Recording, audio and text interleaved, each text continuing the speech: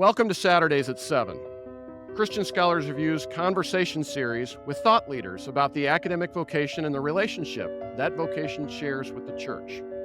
My name is Todd Ream. I have the privilege of serving as the publisher for Christian Scholars Review and as the host for Saturdays at 7. I also have the privilege of serving on the faculty and the administration at Indiana Wesleyan University. Our guest is Robert B. Sloan, president of Houston Christian University.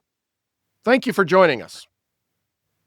One of the critiques of higher education is college and universities lack a compelling sense of identity that informs not only daily decision-making, but also, and perhaps more importantly, a larger good or purpose toward which such decision-making is directed.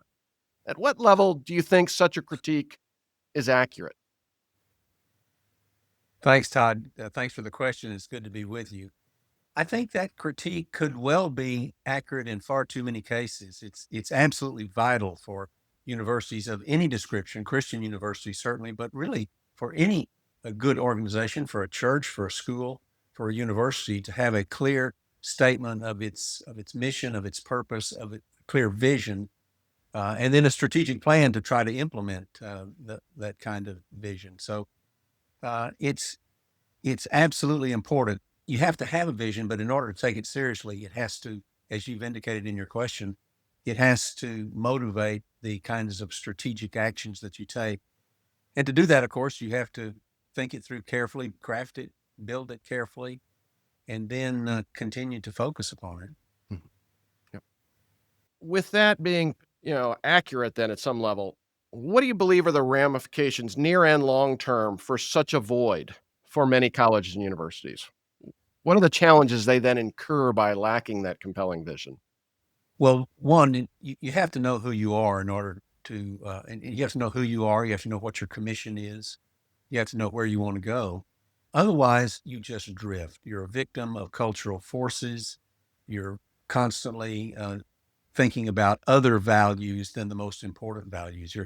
It's easy for presidents, for universities, for officers, for faculty, for staff. It's easy for any of us simply to think about our career. Let that be the guiding principle of what we do. But that's really a huge mistake when it comes to the nature of university. If we're going to be faithful, it's not going to happen because we drift. It's not going to happen because we don't think about it. We have to have clear objectives in mind. And of course, that means for a Christian university, that means having clear objectives that are consistent with the great faith, the content of the faith that we espouse. Thank you. At what level then do you believe presidents in particular are responsible for cultivating such a sense of identity? I think the buck ultimately stops with the president for that responsibility. Now, of course, you have to have trustees, directors, regents, whatever you call them, who are committed to the mission and vision of the university and to the historic character of it. Without that, without trustees and directors of the corporation and of the university, university becomes susceptible and vulnerable to a lot of drift simply because of the personality drift or the implementation drift of a given president. But I think presidents are absolutely key to the whole process. I think people in the university respect and want to see leadership out of a president. They expect to see that. Where that's not present, they'll simply let, understandably so, their own career or their own department or their own area be the guiding set of principles for whatever it is they do on a daily basis. But it's absolutely the president's responsibility to seize that opportunity and to take advantage of that opportunity. Yep. Thank you. How does a president then know whether the vision that's being cultivated is compelling, sets that institution apart in a unique manner in comparison to its peer institutions? I think the compelling nature of a vision is seen in a number of ways. It's seen in terms of the energy that it creates for faculty and staff who actually work there. Does it drive people's interest? Is it something that they can, again, in keeping with their own sense of calling, Is it something that they can grasp hold of? Is it compelling to the public? So it's not only faculty and staff, but is it compelling to the public? That is to say, is it something that reflects marketplace needs? The market doesn't determine your vision, but it determines often the shape and focus of your vision. The shape of a vision for a Christian university has to do, of course, with the content of the faith that we hold to, the scriptures, our tradition, etc. But the public, it also has to be relevant to the public. And so when people entrust their children to you, when people send students, when people give donations, that tells you that there could well be some kind of compelling vision going on. There's something that interests them. And then I think from peer institutions, we do network with one another. You get feedback from one another. Is anybody calling and asking, how do you do that? Or how did you create that vision? I think when that sort of thing happens over the years, then people are seeing something that they've either heard about or that they admire themselves. Yeah. From your experience, as a president over the years, in what ways, once a vision is in place, in what ways have you learned to communicate it to internal constituents as well as external constituents? And what lessons might you offer to others? I'll tell you, that is a very salient point. It must be talked about constantly. The kinds of things that a president does on a daily basis, or his executive cabinet, or his or her executive cabinet, it's something we become very familiar with. But it's not familiar to everybody else. And even if you have established a vision document and you have a strategic plan to implement it, it must be repeated. It must be appealed to. It has to be taken for granted by faculty and staff that this is something that we're doing, that this is realistic. Too many times, vision statements, vision documents, they can be beautifully written. They can be very aspirational and inspirational. But one, they don't have a strategic plan attached to it with specific times and dates and people and money and tactics and strategies that will move you forward. But they can be beautifully bound and put on the shelf and then forgotten. It's something that you have to talk about constantly. We do at HCU talk a lot about our vision statement, our 10 pillars. We talk about the strategic plan, the 5 imperatives that are used to appeal to implement that strategic plan, to implement the vision statement. So I refer to it constantly with our trustees. I refer to it constantly when we have faculty and staff forum. We refer to it when we have institutional strategic planning committee. So it has to be part of not only of the aspiration of the institution, but it has to be part of the daily operational fabric of what you do. And so, I mean, you communicate it verbally, you communicate it visually, but it also becomes part of the marketing. The external audience also has to know that, and you have to have all those ways of saying externally what you're doing. That also impacts the internal audience, because when the internal audience sees that this is something important that we appeal to externally, when they see that it's something that we use to raise money, that we use to recruit students, that we are using, most importantly of all, for being faithful to our calling and faithful to our mission, that resonates internally as well. And people get very enthusiastic about it and very excited. So we have, by the grace of God, seen a good bit of that. But believe me, I learned many years ago that repetition and internal marketing is absolutely critical. Yeah. Thank you. You've touched on possible answers to this question, a couple of times already, but I want to ask you explicitly, for church-related college universities, what role does theology play in the cultivation of such an identity, and in particular, the compelling nature of such identity? I think it is a huge factor in the compelling nature of an identity, just in the identity itself. It's a huge factor. Now, I have to add a qualifier that I didn't know to add 20 years ago or 30 years ago. The qualifier is that what some people mean by theology and what I mean by theology can be something very different. I think you don't have the Christian faith without a theology. It's a set of core convictions. We believe that the long-awaited Messiah of Israel's history in fulfillment of the promises of God has now come through the person of Jesus Christ. And in his death and resurrection and ascension to the right hand of God and his expected return, we have a template for what the world is really like, where the world is really going, and what it is we're really supposed to do. To me, it seems you're not a Christian without having a theology. C.S. Lewis talked about mere Christianity, and it's the basics of the Christian faith. Now, some people mean by theology a highly technical, professional field of study, which is concerned with a lot of technical detail, philosophically and foundationally, etc. But by theology, I'm referring to kind of a biblical worldview, the long story of the Bible, the gospel itself at the heart of all of that. So I think theology is absolutely vital. It doesn't mean you have to be a professional theologian to do it, but it means the never-ending task for a faculty member or staff member or a president or a board member of putting into practice the implications of what we say. When we say Jesus Christ is Lord, we have made a clear statement about the nature of reality. And so when we make that kind of statement as Christian people, we are constantly, it's what our pastors tell us when they preach to us, rightly so.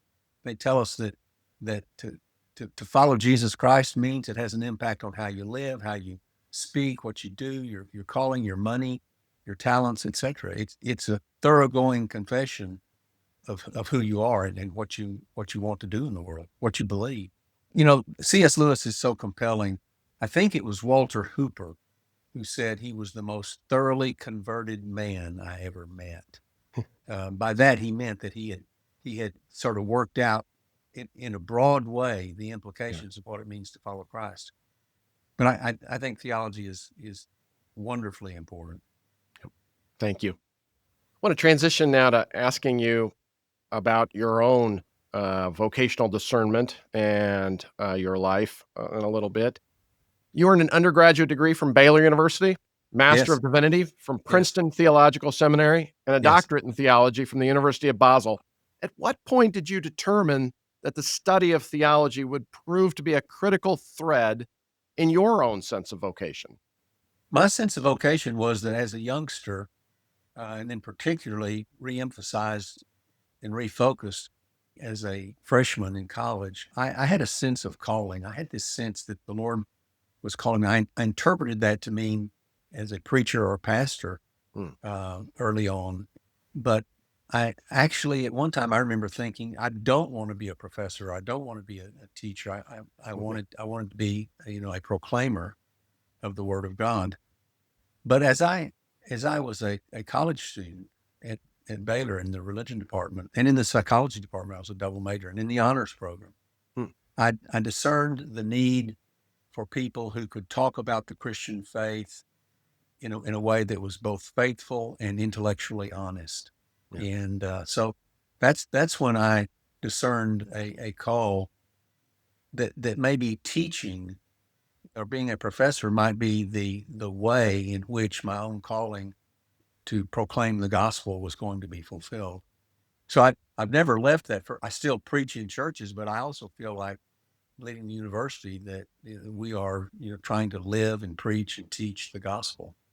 So, ordained minister, faculty member, and an educational leader. In what ways do those threads of your vocation then interact with one another, perhaps strengthen one another, and perhaps even at times, maybe in certain circumstances, compete with one another?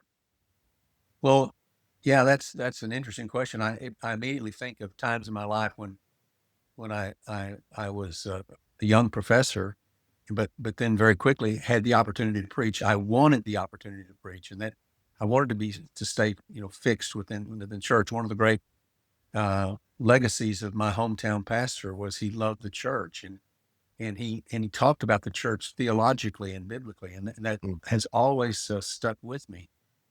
So I, throughout my teaching career, have always done a lot of interim pastorates, interim preaching, where I'd be the regular Sunday preacher. I did a lot of that for many, many years.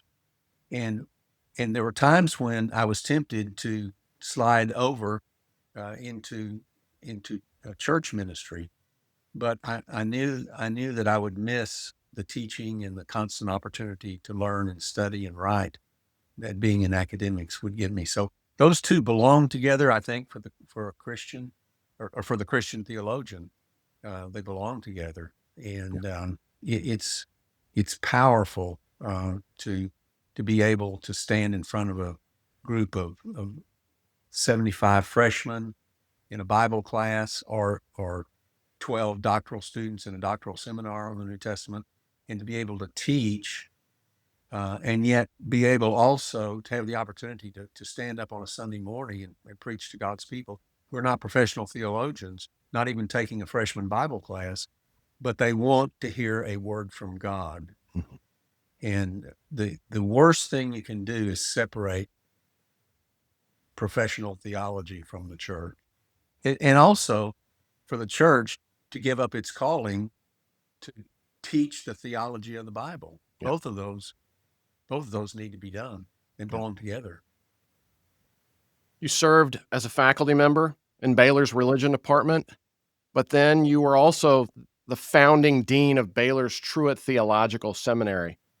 Would you please describe the discernment process that led you to accept that appointment as Truett's founding dean? I love this question because I haven't been asked that question in that particular way. I can't recall ever. The truth is, Baylor was in the process, because of controversies in Baptist life, of establishing its own seminary. Mm. And I was tabbed to be part of just the development of that. So I remember telling my wife that, I think Dr. Reynolds is going to ask me to be dean of the seminary. And I'm not sure I really want to. I probably at an emotional level didn't want to for various reasons.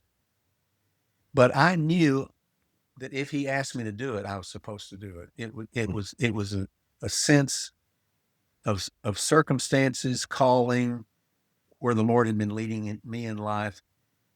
It was something I couldn't say no to. I'm not even sure I discerned a specific calling to be dean of the seminary. I just knew that if he asked, Mm. because I respected him and because I trusted the circumstances that the Lord had put me in my life, that was something that I would do.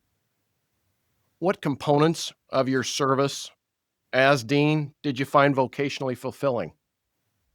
Extremely fulfilling and very important for allowing me eventually to be a college president was starting the seminary from the ground floor. The opening meetings that I had with President Reynolds and with Jim Netherton, executive vice president, the first meetings I had were, I had to go to that meeting to talk about the seminary.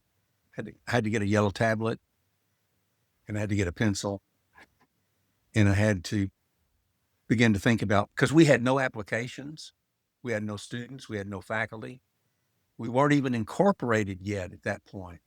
But I mean, all that was happening, in the process of happening. So the great experience was learning to ask the question, what's the purpose of a seminary? The Yeah. simple thing to do would have been to just go get a bunch of seminary catalogs, which I did. Ordered seminary catalogs from everywhere, looked over their curricula. What is a seminary? What do they do? But the simple thing would have been just to try to copy what others have done. Yeah. It made me ask foundational questions. What are we trying to do? Are we trying to produce professional theologians, or are we trying to produce thoughtful, educated ministers of the gospel? And the answer is, a seminary is a professional school. It's not a graduate school of religion, it's a professional school. And so we were trying to produce. So the question was, what really becomes, what makes a great church? Mm. What makes a great pastor, teacher, preacher, leader of a faithful church?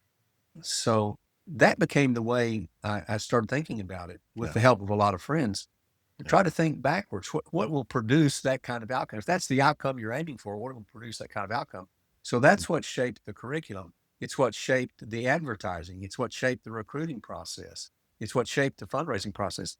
But it was a great experience to start with. I mean, it's a false illusion when you walk into something that's already existing and you've already got 100 students or 500 students or 10,000 students. But when you walk into a place and you've got no students and no donors, well, or maybe only a few donors in mind, and no application form, it's a different process. So I got on the phone and recruited students. I learned very quickly you can't just put out your flyer, hang out your shingle, and think people are going to come. Yeah. So we got on the phone and recruited students, and et cetera, et cetera. So that was a great experience. Thank you. In 1995, then, as you echoed, you were appointed Baylor University's 13th president. Would you describe the discernment process then that informed your decision to accept that appointment? You know, I would give a similar answer to what I gave before. When I was asked, how did you feel when you were called and told you'd just been elected president? It sounds like a silly answer, but it's literally what came to my mind. I felt like a straw in the wind. I mean, I couldn't say no. I was caught up. I really thought and think I was caught up in the providence of God and what God was doing in that particular circumstances with that institution at that particular point in time, as it was intersecting with my life and my family where we were. So it wasn't a specific discernment; it was an acceptance of what I felt being swept along with, something much more important than myself. But I was being called to do something. Yeah. Thank you. When you think about those years as president at Baylor, what did you find vocationally fulfilling about the role that you filled? Several things. I'll probably give you the third thing as the most important. But I learned about the financial dimensions of a university budget. How does a university run? What does it depend upon?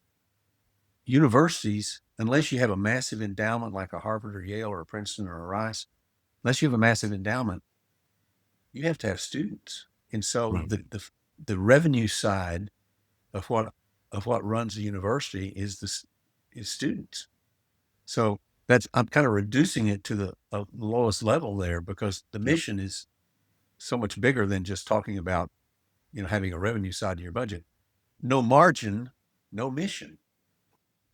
I realized that it was one thing to have ideals about what you want to accomplish. It's something else to know that you have to have the support of God's people and a revenue source to do it. So I learned about the operational mechanics of the university.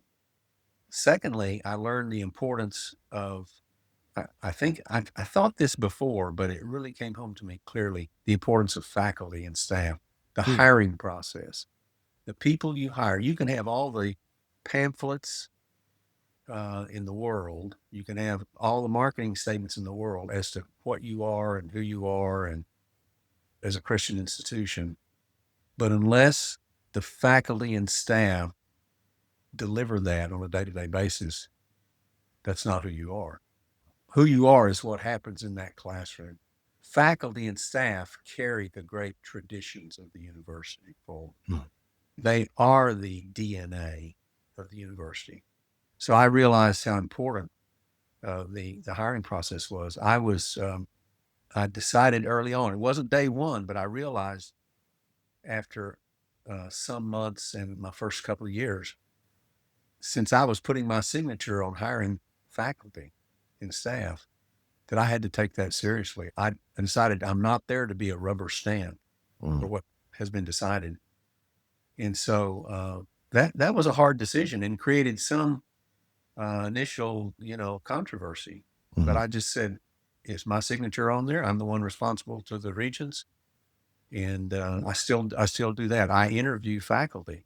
And I don't think it's a hard interview. I just want to know, do they love students? Do they love our mission? Are they committed to Christ? Do you have academic goals and aspirations? Do you like teaching? Can you embrace an institution like ours? I mean, those are pretty simple commitments. But I learned the importance of the people in having a university. And the third thing I realized in terms of shaping my calling and who I am is how important it is to have a vision and actually have a vision statement. I thought I had a vision for the university from day one. I did, but I realized it's absolutely critical that you have a process for getting that vision captured in Hmm. writing and thinking it through in details. And of course, that's a participatory process. You know, the trustees, the faculty, the staff, everybody's got to participate. And donors, alumni, it's quite a process. But I realize that I love thinking about the future. I love vision statements. I love vision documents because I'm persuaded that if you communicate them and if they are compelling and inspiring, that they work. Yeah. People actually change their behavior based upon the directions given. And you can do far more with that kind of mission and vision oriented process than you can without it. Thank you very much. You were in 2006 then appointed the third president of Houston Christian University, then Houston Baptist University at the time. I'm going to ask the same sort of question I've asked before in terms of your appointment at Baylor and appointment as dean at Truett. The discernment process that went into your willingness to accept that appointment. Would you share a few of the details with us? I would. And it was different. I had been the president of Baylor and, a very large and prestigious and traditional Christian university. And so when I became chancellor, I was no longer the CEO, Mm-hmm. and that was not satisfying to me. But on the other hand, I decided, this is a stage in life where the Lord has something else for me to do. So I naturally thought maybe I need to go be the pastor of a church, and I thought that might be the next direction I would take. I wasn't sure. It was the first time in a long time that I felt like I had been sort of cut loose from my calling, because I became convinced that the calling of the Lord on my life was to help raise up strong Christian universities that make a difference in our world. They're faithful. So the one thing I thought I would not do is be a college president again. And just for various reasons. One, I was tired. And the other reason, I just didn't see that kind of match for me. Yeah. I had the opportunity to apply to, and in one instance even go to, or certainly apply to some public universities and state universities, but that just didn't appeal to me because I felt my calling oriented itself around a distinctively Christian higher education and what it means to be committed to the Lordship of Jesus Christ and work out the implications of that for higher education. But you have to have an institution that wants to fulfill that mandate. And of course, there are many institutions like that, but would it be an institution that also fit my history and my setting in life? I was on sabbatical. Baylor had graciously given me some sabbatical time, and I was on sabbatical and got contacted by Houston Baptist University. Mm. And I basically said no in an email, and I read it back to my wife, and I said, "You okay with me hitting the send button on this?" And she said, "Well, I thought you said you were open to whatever the Lord had for you." And I said, "Well, I am, but I just don't think it's going to be this." And she said, "Well, why don't you just at least soften it just a little bit?" So I added another phrase or sentence about "at this time" or something like that. Yeah. I left some very tiny space open in the door, and sent it off. And anyway, that began a process. I initially said no several times, but I had a couple of friends tell me that I shouldn't be dismissive too quickly because there's a dynamic at play. And then we were Houston Baptist University. There's a dynamic there at play that isn't at play in most evangelical universities, and that is to be located in a major city. There are many Catholic universities located in major cities, but not Protestant evangelical universities.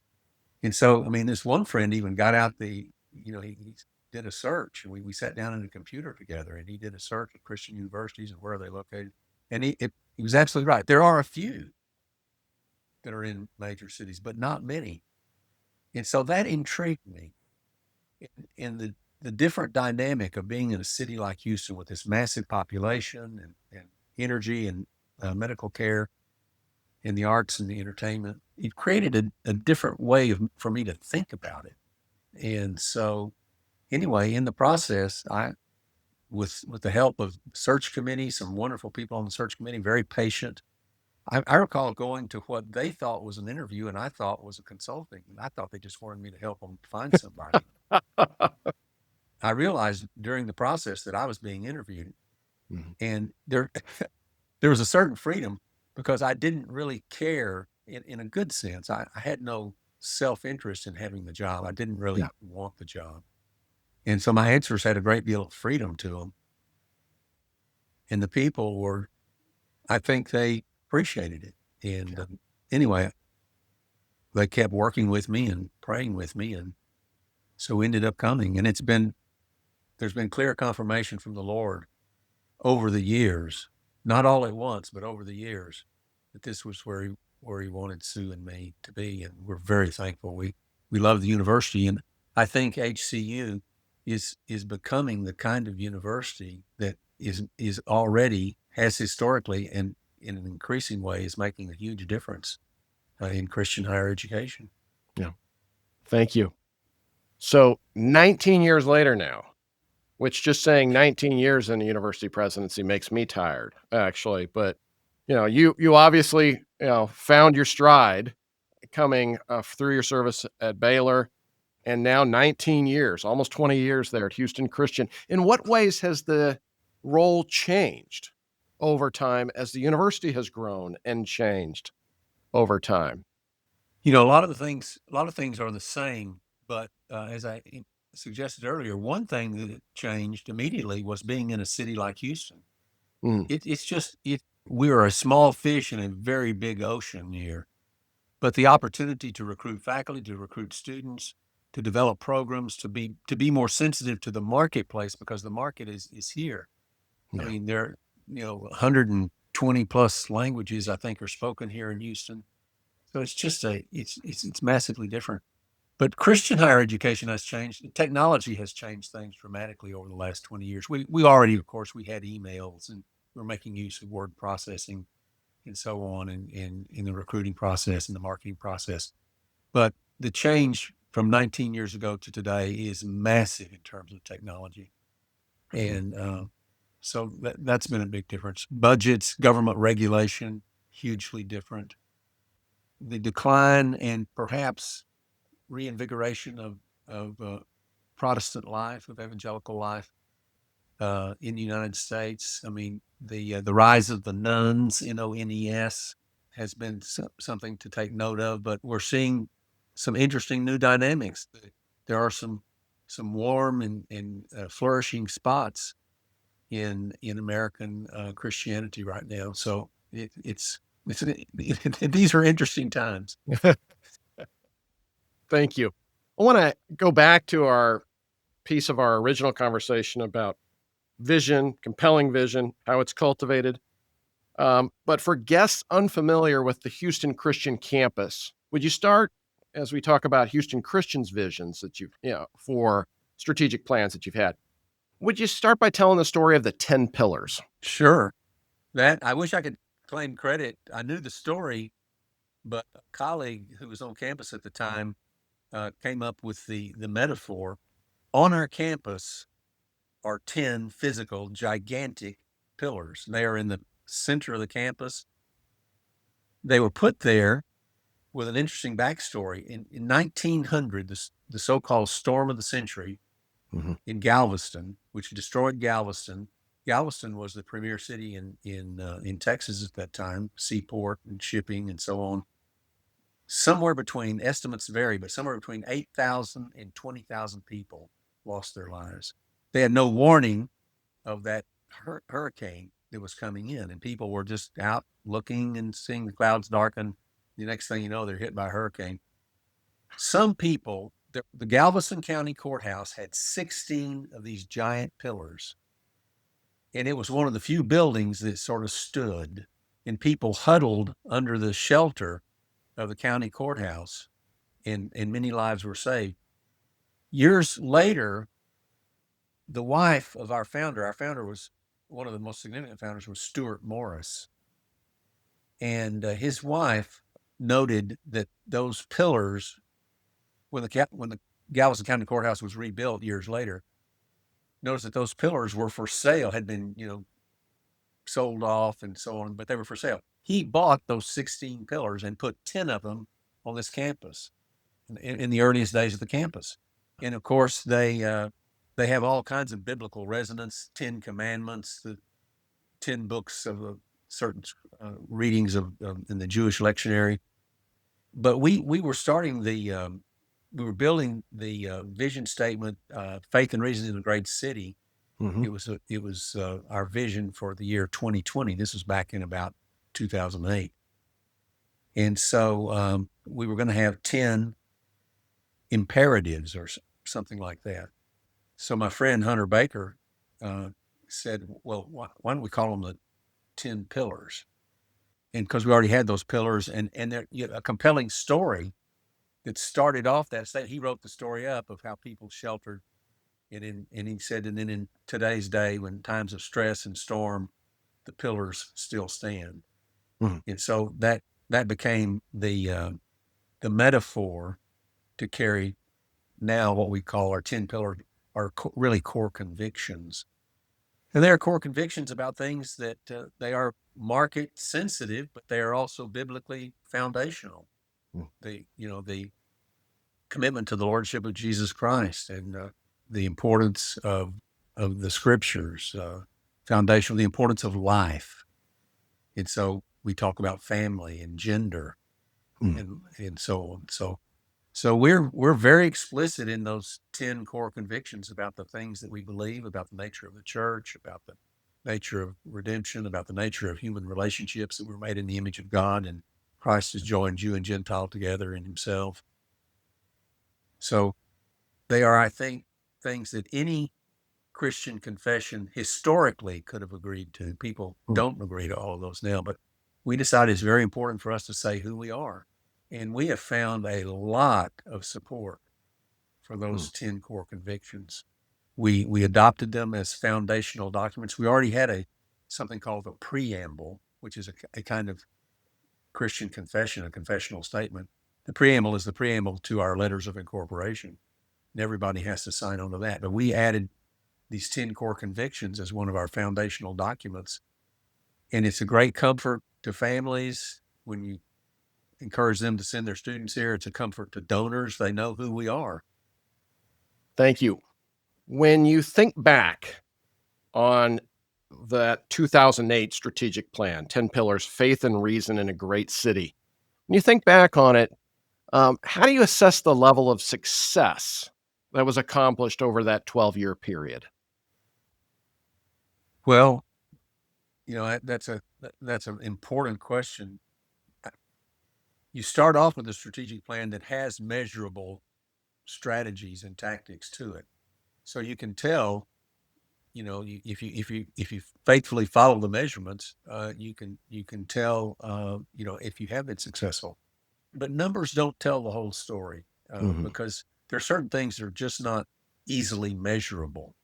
That's harder to assess, but it's every bit as important. I mean, we want to be faithful as a Christian institution. So what are the things that would help us do that? And so we have rejuvenated, for example, our student life emphases with various, allowing quite a few different off-campus groups, navigators and Fellowship of Christian Athletes. We encourage them to come on our campus, and we have expanded our chapel, or convocation we call it, and our worship services. We've expanded the importance of community worship.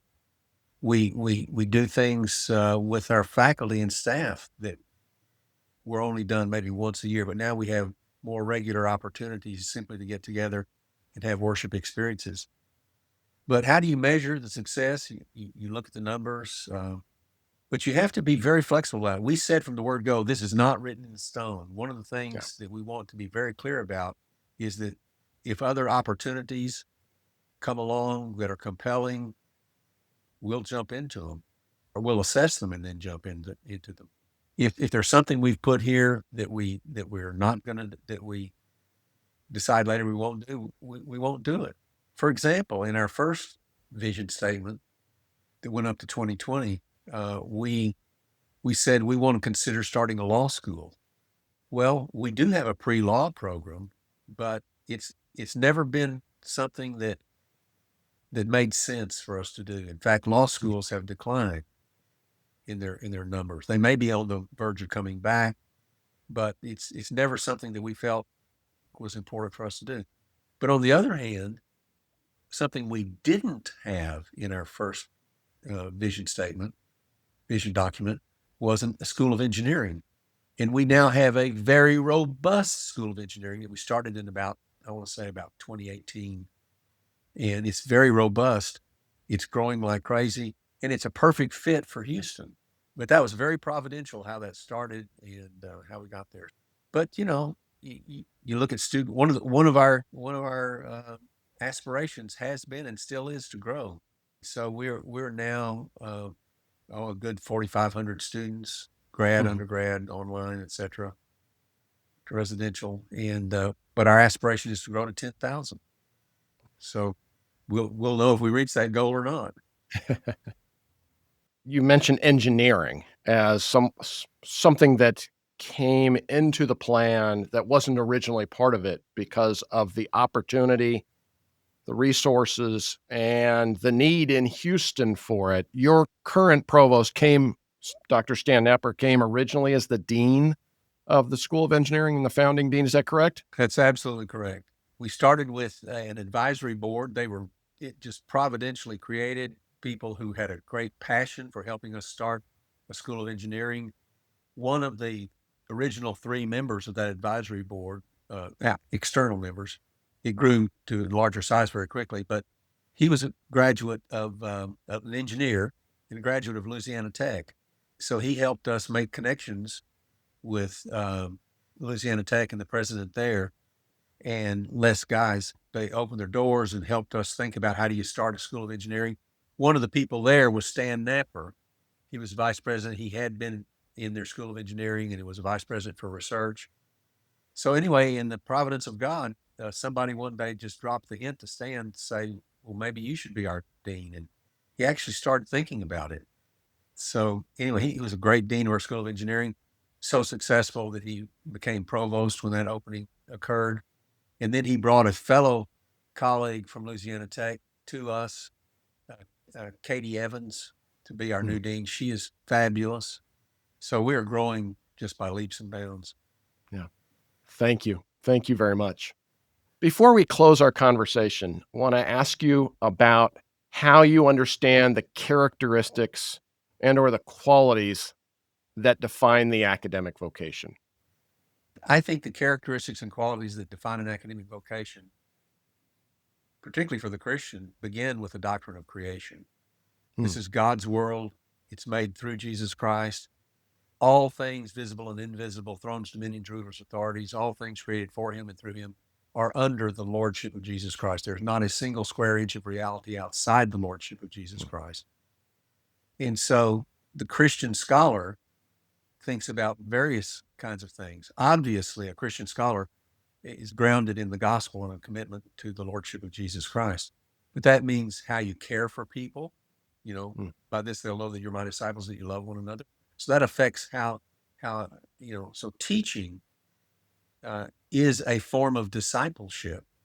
So for the Christian faculty member, I mean, they have this compelling obligation and probably also need and interest and heart for influencing the lives of students, being transformative. And that is both by teaching, by content, by research, and also by example. So it's a very relational job. A Christian academic, people have different mixes of these things, but a Christian academic is interested in the truth, and is interested in knowing what God's truth is. If the world was created through Jesus Christ, then what is that world? The mandate in the garden to Adam and Eve is to be fruitful and multiply and subdue the earth. That doesn't mean conquer it in the sense of abuse it. Obviously, it means to nurture it and care for it, understand it. And so all the disciplines of the historic university, which of course universities were historically Christian entities, uh, but they still retain this commitment to knowing what the created order is like. They don't Mm. call it the creation; they call it nature in the world. But it's still, you know, the Christian scholar is obligated to the truth, to understand, to research, to think, and so I think a Christian academic, the academic vocation is teaching, it's mentoring, it's learning, and that learning can express itself. It can express itself in many different ways. It can express itself in writing, in research, in the laboratory, in speaking, in performance, in the Mm. arts. The Christian academic is a disciple of Jesus Christ, and all the implications of discipleship are expressed through the filter of a vocation in higher education. Yeah. Thank you. When thinking about the exercise of that understanding of the academic vocation, are there any virtues that you think are more important, especially intellectual and moral virtues that you think are more important to cultivate than others? I would list several. Of course, there are the traditional virtues of temperance and justice, etc., and the Christian virtues of charity, of love, and faith, and hope. The Christian academic in our world today, uh, I think, has to be, this may be understating it, but has to be one curious, that is, wants to learn. This is God's world. I've been given a calling to be in it. What makes it tick? What's going on? And that's not just the natural order, that's also the social order, Mm. human nature, and so on, as well as social order. But they have to have this, they have to have a sense of purpose. I think that's Mm. something you get when you're raised in the church. I have met people, it surprises me whenever I meet people who don't seem to have any purpose. And I've wondered, Mm. where do we get that? I think human beings are born with purpose, but if it's not cultivated in the church and in the family, you lose that sense of mission about life. I think the virtue, another virtue to be pursued, of course, is humility. It's the Mhm. counterpoint to pride. Pride is the beginning of all sin and rebellion. And so humility, the notion that while I have a confession of faith, I could be wrong. While I think I know what I know, I could be wrong. In academic life, the great temptation is to pride, Yeah. because we're used to people asking us questions, and we get to answer, and we get to pontificate, and it's easy to forget that our learning is in a very narrow area, and we could be wrong. We have to have humility. I think what is needed in our world, a virtue uh, most needed, and this is similar to the classical virtues, is what I would call moral courage. The tendency in life is to be carried along by peer influence. Peer influence can be wonderful, it can also be wrong. Mhm. And so we need the counsel and help of others. We belong to the body of Christ. We need the moving of the Spirit under the Lordship of Jesus Christ and the fellowship of God's people in the context of worship and discipleship.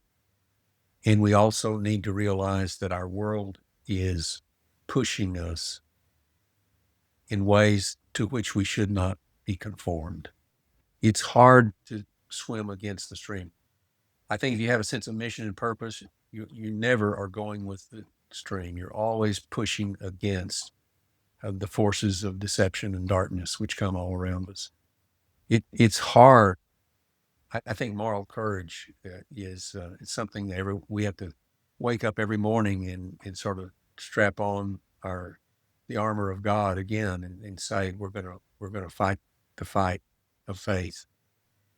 Yeah. Thank you.